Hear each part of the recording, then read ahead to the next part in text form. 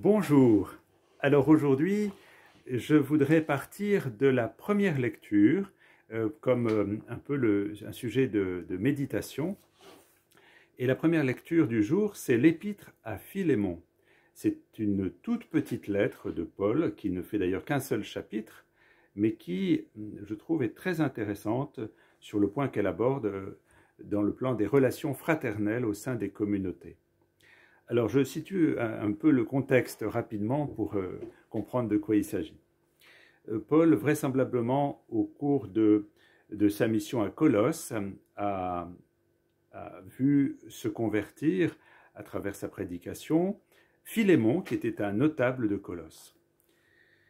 Ensuite, Paul est rentré en captivité à Rome, et de sa captivité, qui était quand même assez ouverte, puisqu'il pouvait continuer à rencontrer des gens et à annoncer la bonne nouvelle, il y a un homme qui s'appelle Onésime, qui était un ancien esclave, un esclave en fuite de Philémon, donc qui s'était converti à Colosse. Donc Onésime, ancien esclave, esclave en fuite, s'est également converti à la prédication de Paul. Et Paul a pris Onésime sous sa coupe, et Onésime est devenu un collaborateur de Paul au cours de sa captivité.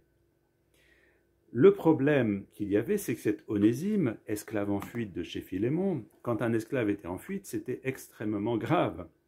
Et si on le retrouvait, ça pouvait aller jusqu'à de l'emprisonnement et éventuellement même une peine de mort.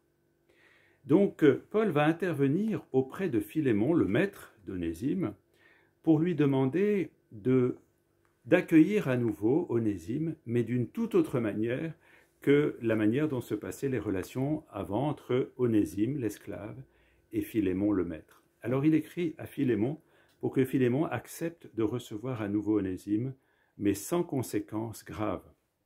Et il écrit notamment, donc au verset 15, à Philémon, « Peut-être aussi Onésime ne t'a-t-il été retiré pour un temps, qu'afin de t'être rendu pour l'éternité. Non plus comme un esclave, mais bien mieux qu'un esclave, comme un frère très cher. Il l'est grandement pour moi, combien plus va-t-il l'être pour toi, et selon le monde et selon le Seigneur. Si donc tu as égard aux liens qui nous unissent, reçois-le comme si c'était moi. » Voilà, c'est un message très fort que Paul envoie à Philémon. Ton esclave, sur lequel tu as le droit de vie et de mort, eh bien je te demande de ne plus le considérer à la manière d'un esclave, mais maintenant de le considérer comme un frère, et comme un frère très aimé, et que tu puisses le recevoir comme si c'était moi-même, moi qui t'ai fait découvrir la bonne nouvelle de l'Évangile. Eh bien, Onésime lui aussi a fait ce chemin de foi.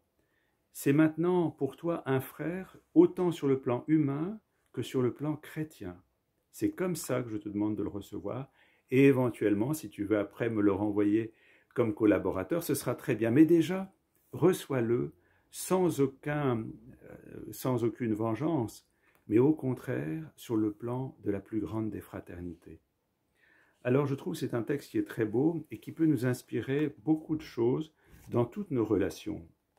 Je prends dans l'épître aux Romains, au chapitre 13, les versets 12 et 14. « Revêtons les armes de lumière.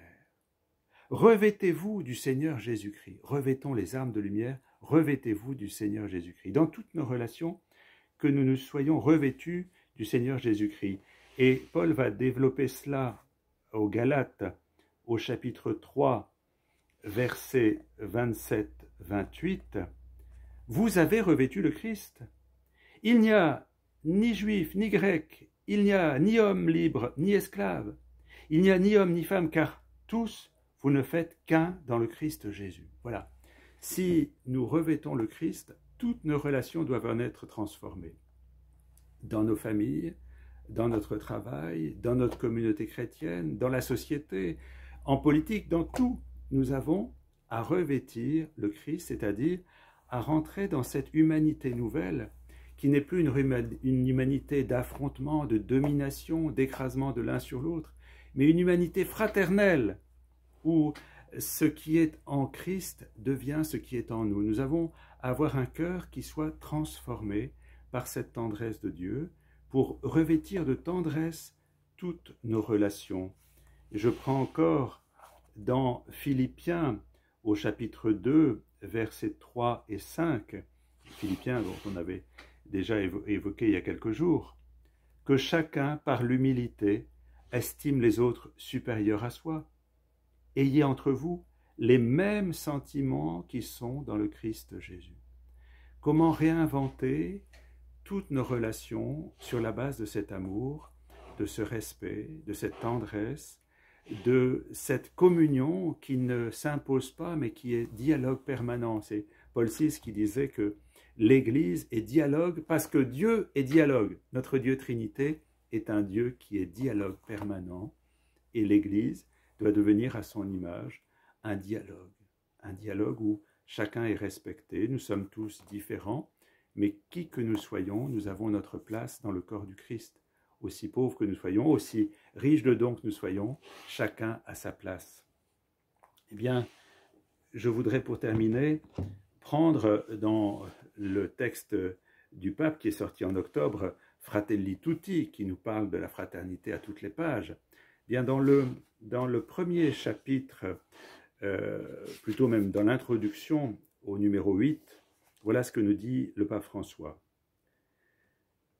De même, quand je rédigeais cette lettre, a soudainement éclaté la pandémie de la Covid-19, qui a mis à nu nos fausses certitudes.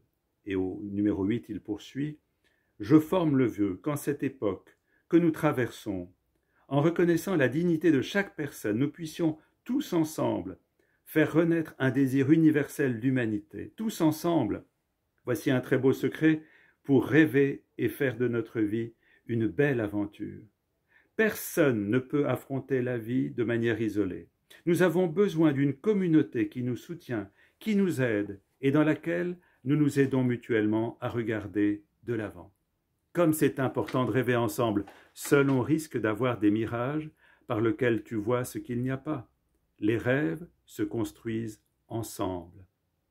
Rêvons en tant qu'une seule et même humanité, comme des voyageurs partageant la même chair humaine, comme des enfants de cette même terre qui nous abrite tous, chacun avec la richesse de sa foi ou de ses convictions, chacun avec sa propre voix, tous frères.